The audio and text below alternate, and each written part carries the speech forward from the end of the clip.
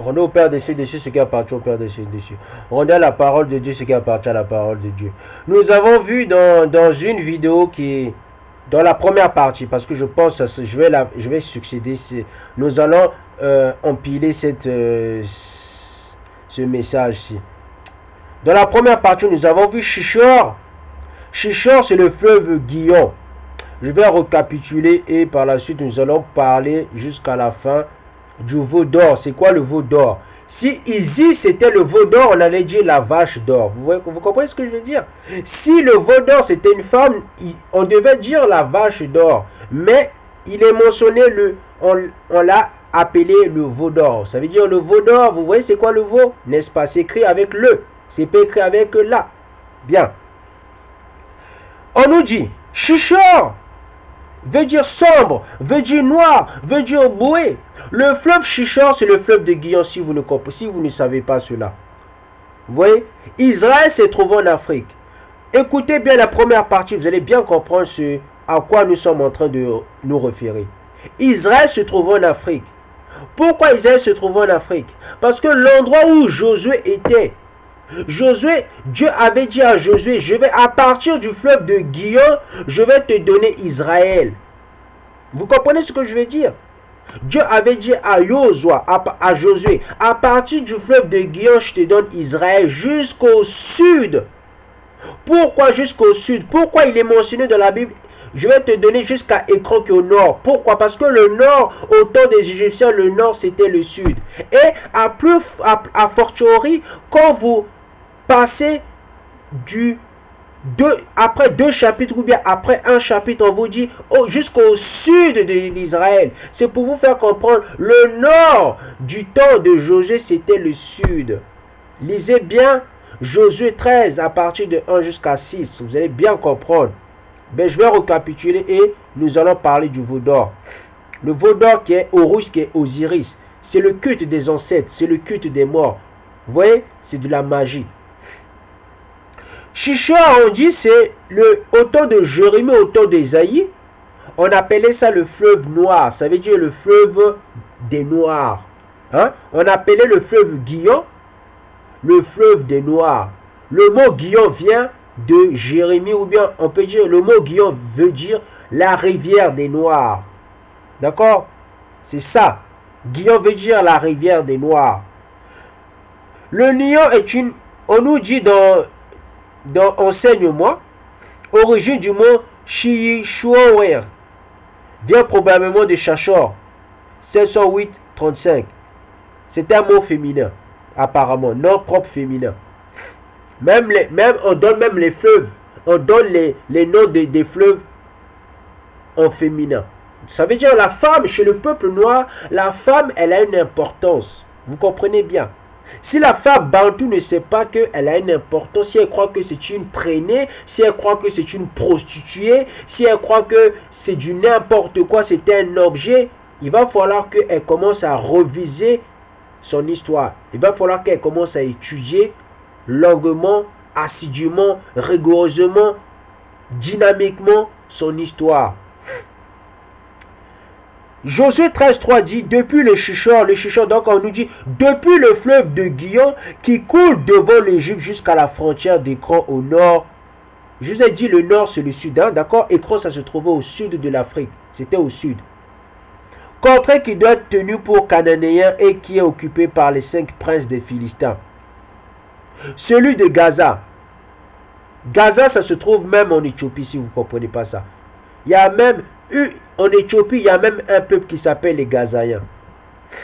Celui d'Astod, d'Ascalon, celui de Gad et celui d'Écran et par les avions. 1 Chronique 13.5 dit, David assembla tout Israël depuis les Chichor. David, ça veut dire depuis le fleuve de Guillon jusqu'à l'entrée de Hamad pour faire venir de Girjat Jéharim l'arche de Dieu. Vous voyez, donc David se trouvait au fleuve Guillon. Il rassemblait tous les Israélites à partir du fleuve Guillon. Donc, vous comprenez? Donc, ça veut dire depuis le fleuve de l'Éthiopie. Donc, depuis l'Éthiopie, David avait assemblé les Israélites. C'est pour vous faire comprendre. La moitié de l'Éthiopie, ça appartient au peuple bantou. Allez-y, lire même le livre de Jubilé. Ésaïe 23, 3 dit, à travers les vastes eaux, le blé du Nil, donc le blé du Shishor, la moisson du fleuve était pour elle un revenu, elle était le marché des nations. Nous fait comprendre, le fleuve Guillon, c'était un endroit où il y avait le commerce, où le commerce florissait. Jérémie 2, 18, et maintenant qu'as-tu affaire d'aller en Égypte pour boire l'eau du Nil? Mais ils se sont trompés. Ils devaient dire, qu'as-tu affaire, et maintenant qu'as-tu affaire d'aller en Égypte pour... Non, en Éthiopie pour boire l'eau du fleuve Guillon. Qu'as-tu affaire d'aller en Assyrie? La Syrie maintenant c'est Méroé, c'est la Nubie antique. Pour boire l'eau du fleuve. Voilà, je vais m'arrêter là. Nous allons essayer de parler un peu de l'histoire du peuple bantou. Nombreux disent, montre-nous les preuves archéologiques si les Européens, les Grecs sont déjà venus en Afrique. Combis est déjà venu en Afrique.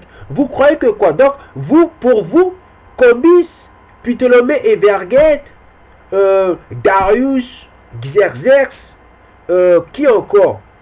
Tous les Ptolémées. Parce que Ptolémée veut dire roi en grec. D'accord, si vous ne savez pas ça. Candace veut dire roi. Non, veut dire reine. En nubien. Ou bien en, comment je peux dire? En soudanais. Candace veut dire reine. D'accord? Il y a plein de livres qui prouvent tous les noms que je viens de citer. Même l'empereur Justinien, qui était un empereur romain. Il y a des preuves, il y a plein de livres qui prouvent. Ces empereurs sont tous venus en Afrique du Sud. Ils sont tous venus au Mozambique. Ils sont tous venus même en RDC.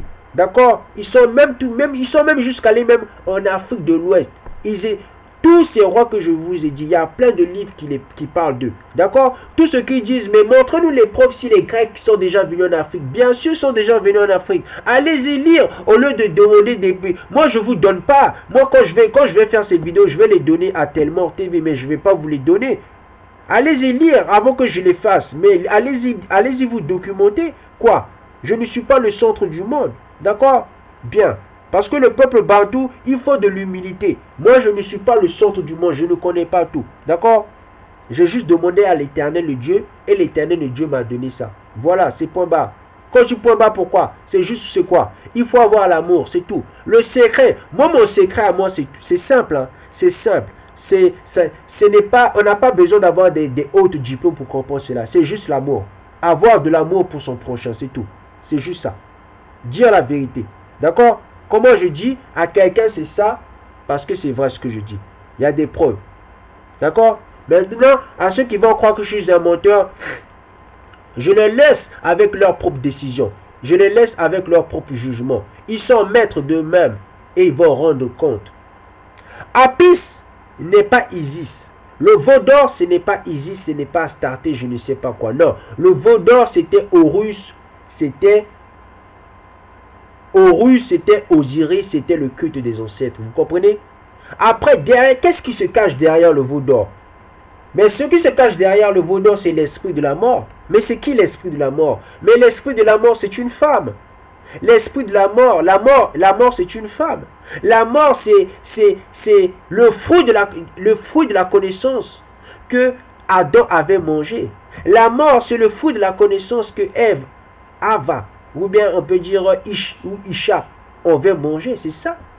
Même, qu'est-ce qui se cache derrière Lucifer, ou on peut dire derrière le chérubin Jadussoin? Mais derrière le chérubin Jadussoin, mais c'est l'esprit de la mort. Vous allez me dire l'esprit de la mort c'est une femme. Bien sûr, l'esprit de la mort c'est une femme, mais l'esprit de la mort c'est tout ce qui est mauvais. D'accord? Je répète, l'esprit de la mort c'est tout ce qui est mauvais. Quand tu penses méchamment, c'est l'esprit de la mort. Quand tu fais de la sorcellerie, c'est l'esprit de la mort. Vous comprenez? Tout ce qui est mauvais, c'est l'esprit de la mort. C'est ça. Tout ce qui est bien, c'est l'esprit de la sagesse.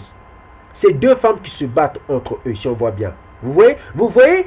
Quand vous prenez la pièce, l'argent, vous voyez, l'argent en pièces. Quand vous prenez l'argent en pièces, il y a deux figures, non? Il y a à droite, il y a à gauche, non? Puis au milieu, il y a une bande d'enroulement, non? Qui est rond, n'est-ce pas? Maintenant, quand vous voyez cette pièce, vous voyez il y a deux figures. Voilà, c'est la même chose. L'autre figure, c'est la sagesse. L'autre figure, c'est la mort. Mais c'est deux femmes qui se... C'est deux femmes, vous voyez, c'est deux femmes. Voilà. C'est pour ça même la monnaie. La monnaie, c'est en féminin. Vous voyez?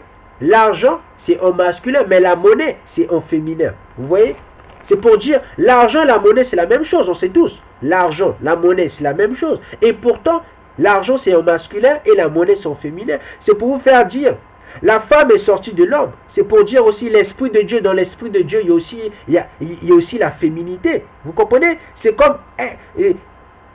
on sait tous, hein, nous n'allons pas mentir. Tous ceux qui disent, oh, l'Esprit de Dieu, c'est pas...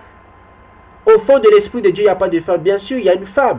Puisque la femme est sortie de l'homme. Mais, regardez, la nature ne vous enseigne-t-elle pas? La nature ne vous enseigne-t-elle pas? Vous n'êtes pas des gens intelligents ou pas? Posez-vous des questions. Vous n'êtes pas intelligent, vous êtes intelligent. Bien. Apis est le nom grec d'un taureau sacré. Nous l'avons vu dans la première partie. Nous avons vu aussi le cul des ancêtres. Ça veut dire ceux qui prient des morts, ceux qui disent oui, je suis allé parler aux morts, ceux qui disent oui, je suis allé m'agenouiller pour parler aux morts. En fin de compte, ils adorent Horus, ils adorent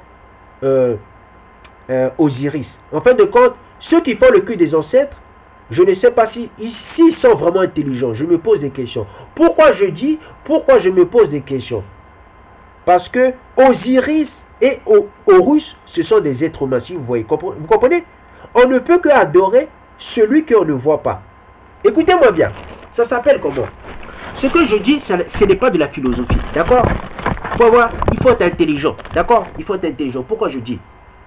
On ne peut que adorer ce qu'on ne voit pas. D'accord? Pourquoi je le dis? C'est comme Christ. Nombreux vont dire, mais Christ c'est le Père éternel. Bien sûr, Christ c'est le Père éternel, mais le Père éternel en minuscule. Nombreux vont dire, mais Christ c'est le Dieu, c'est un Dieu en majuscule. Bien sûr, Christ c'est un Dieu en majuscule. Mais, pourquoi le mais? Pourquoi? Pourquoi le pourquoi? On ne peut pas adorer Christ, parce qu'on voit Christ. Si on ne voyait pas Christ, on allait adorer Christ. Vous comprenez? On adore ce qu'on ne voit pas. Ça s'appelle comment? Ça s'appelle l'esprit de l'intelligence. Normalement, une femme, un homme bantou devait savoir cela. On adore que ce qu'on ne voit pas. Or, Christ, on va voir Christ. Que ce soit dans le monde spirituel, que ce soit dans le monde matériel, que ce soit dans le monde astral, dans le monde des âmes. On va voir Christ. Or, le Dieu l'éternel, tu ne peux pas le voir. Pourquoi tu ne peux pas le voir? On peut voir l'Esprit de Dieu. Bien sûr qu'on ne peut pas voir l'Esprit de Dieu. Parce que l'Esprit de Dieu n'a pas de forme. L'Esprit de Dieu peut être une femme, peut être un homme. Il est tout. L'Esprit de Dieu, c'est un tout dans tout. Allez-y lire même la cosmogonie des Égyptiens. Vous allez voir. Ils parlent de Dieu. D'accord? Bien. Nous allons poursuivre. Représentation et hypostase. Le dieu Apis est d'abord représenté par un taureau, au pelage blanc tacheté par endroits de marques noires qui, selon un code précis, permettait de le distinguer de ses congénères. Sous sa forme anthropomorphe, c'était un homme vêtu de la chendille avec une tête de taureau. Dans les cornes, on sert un disque solaire parfois doté d'un Iraeus. Son incarnation physique était vénérée dans tout le pays sous la forme d'un taureau, vivant que les prêtres sélectionnaient selon les signes divins qu'il portait. Ils étaient alors conduits à Memphis et gardés dans un apium voisin du grand temple de Ptah, dont il était également un descendant. On nous fait comprendre Horus, Osiris, parce que Horus et Osiris c'est la même chose. Horus, Osiris, que les Égyptiens adoraient, rendaient un culte, c'était un enfant de Ptah. Ça veut dire Horus, Osiris, qui est la même personne, c'est une créature. Vous voyez l'intelligence des Égyptiens? Mes cousins égyptiens, ils n'étaient pas intelligents. Je ne sais pas s'ils étaient des analphabètes ou bien, quand je dis analphabète, je parle de la spiritualité. Je ne sais pas s'ils étaient des analphabètes spirituels, mais je pense qu'ils étaient des analphabètes spirituels. Pourquoi je le dis? Parce que je vous avais dit, le peuple bantou, il est hyper physique. Le peuple égyptien, le peuple nubien, ou bien le peuple couchite, ou bien le peuple éthiopien, ce sont des métaphysiques. Maintenant, hormis le peuple noir que je viens de citer, les blancs, les asiatiques, les faux arabes, eux tous là, d'accord? Tous ces blancs, je ne sais pas quoi, eux, ils sont matérialistes. Je vais répéter. Le peuple bantou, il est hyper physique. Le peuple égyptien, ils sont métaphysiques. Le peuple blanc, asiatique, faux arabe, ce sont des personnes physiques. Vous comprenez, c'est quoi la métaphysique? La métaphysique, c'est la connaissance du monde des âmes. Le peuple égyptien, couchite, nubien, ils aiment beaucoup ça. Or, nous, le peuple bantou, nous aimons plus le monde spirituel. C'est quoi le monde spirituel? Le monde spirituel, c'est l'hyperphysique. C'est ce qui est spirituel, c'est ce qui est l'esprit. Vous comprenez? Qu'est-ce que je vais dire? Ce que je vais dire, cela, dans le monde où nous sommes, on peut dire, la spiritualité est question de race. D'accord? On ne peut pas dire l'hyperphysique est question de race. Qu'est-ce que je veux dire par là? Ce que je vais dire, on ne peut pas dire la connexion du monde spirituel est question de noir. C'est faux. Je le répète. Le seul peuple au monde qui peut se connecter directement avec le monde spirituel, je ne vous parle pas du monde des âmes. Je vous parle avec le monde spirituel, ça ne peut qu'être que le peuple bantou. D'accord? Tu as beau avoir la couleur noire, peu importe ta couleur, tu ne peux pas te connecter dans le monde spirituel si tu n'es pas bantou. Maintenant, le monde métaphysique, quand Christ va venir, quand il y aura la nouvelle Jérusalem, quand il y aura le temps millénaire, le peuple égyptien pourra se connecter avec le monde métaphysique. Mais le peuple, même nous, le peuple bantou, nous allons aussi nous connecter avec le monde métaphysique. Pourquoi? Parce que la terre appartient au peuple noir, on sait tous. L'univers aussi appartient au peuple lu. Qui dit peuple lu dit peuple bantou. Mais vous comprenez? Maintenant, nous allons poursuivre. Nous allons poursuivre. Bien. Vous voulez savoir, mais qui parle du veau d'or? Qui sont ces Grecs qui parlent du veau d'or? Vous voulez savoir? Je vais vous les donner. Il y a Strabon. Strabon parle du veau d'or. Strabon fait partie des personnes qui ont appris la connaissance, la sagesse égyptienne. Vous comprenez? Ce sont les piliers de la civilisation grecque. Ce sont les piliers de la civilisation gréco-romaine. Si les Européens sont devenus des médecins, si les Européens sont devenus des astrologues, si les Européens peuvent avoir des connaissances de mathématiques, c'est grâce à Strabon, les Diodore de Sicile. Vous voyez? Tous ces historiens, géographes. Nous allons poursuivre. Strabon parle aussi du veau d'or. Diodore de Sicile, il parle aussi du veau d'or. Ne croyez pas que quand je suis en train de parler de Wikipédia, que toutes mes sources sont de Wikipédia. Non. Moi, j'ai des dictionnaires de l'histoire. D'accord? Quand je vous dis que le veau d'or, ce n'est pas Isis ou Astarté, parce que même dans les livres de Strabon, on nous dit, Strabon qui a vu cela, à qui les Égyptiens ont enseigné, les Égyptiens eux-mêmes disent, le veau d'or c'était Horus, c'était Osiris, c'était pas une femme, non. Parce que si c'était une femme, on allait appeler ça la vache d'or. D'accord? Je répète, si c'était une femme, on allait appeler ça la vache d'or. D'accord? Ok. Diodore de Sicile. Vous pouvez aussi aller lire les livres de Diodore de Sicile. On nous dit, selon Diodore de Sicile, à l'époque ptolémaïque, il embarquait à bord la Talamèche. Diodore de Sicile. Vous pouvez aller lire son livre. Qui encore parle de Osiris ou de Horus? Bon, je vais m'arrêter là. Il n'y a que Diodore de Sicile, si je ne me trompe pas pour l'instant, et Strabon. Nous allons voir de plus près cette histoire quand nous allons parler de l'histoire de l'Abyssinie, quand nous allons parler de l'histoire des Éthiopiens antiques, quand nous allons parler de l'histoire des Nubiens, quand nous allons parler de l'histoire de Méroé, d'accord, de la Syrie antique, du temps de Nimrod. Quand nous allons parler de tout cela, vous allez voir qui sont les vrais Arabes, qui sont les vrais métis aux temps anciens, qui sont les vrais peuples élus de Dieu. Pourquoi Ésaïe 18 disait, non, Ésaïe 19 disait, mon peuple égyptien, mon peuple, l'œuvre de mes mains couchites, et le peuple, mon héritage, Israël. Vous comprenez? Vous allez comprendre quand nous allons parler de l'histoire. D'accord? Nous allons mettre à côté la Bible, nous allons parler que de l'histoire. La majorité de tout ce que dit la Bible, vous pouvez trouver ça dans l'histoire originelle. Quand je dis l'histoire originelle, vous pouvez trouver ça chez les Grecs, Strabon. Tous les historiens, ils parlent de la majorité de tout ce que dit la Bible. C'est ce que aussi dit les historiens grecs. D'accord? Vous comprenez? Donc, tout ce qu'ils disent, la Bible, c'est faux. En fin de compte, ils sont en train de rejeter les gens qui sont allés en Égypte. Vous comprenez? Donc, ils sont en train de rejeter même les Égyptiens. Même, en fin de compte, ils sont en train de rejeter même l'histoire de l'Égypte antique. Vous comprenez? Je répète. Tout ce qu'ils disent, oh, la Bible, c'est faux. En fin de compte, ils sont en train de rejeter l'histoire de l'Égypte antique. Ils sont en train de rejeter même l'histoire des Grecs. Ils sont en fin de compte même, ils sont en train de rejeter toute l'histoire. Vous comprenez? Celui qui rejette la Bible, il rejette l'histoire. Pourquoi je le dis? Parce que quand vous lisez Strabon, Homère, quand vous lisez tous les historiens grecs, tous les historiens même égyptiens, quand vous lisez ça, vous retrouvez la même chose dans la Bible. Vous voyez? C'est pour vous dire, nous sommes dans le temps de la fin. Je vais m'arrêter là. La prochaine vidéo, parce que je suis obligé de le faire, afin que les gens puissent écouter la prochaine vidéo que je vais faire. La prochaine vidéo que je ferai, ça parlera de l'Amérique.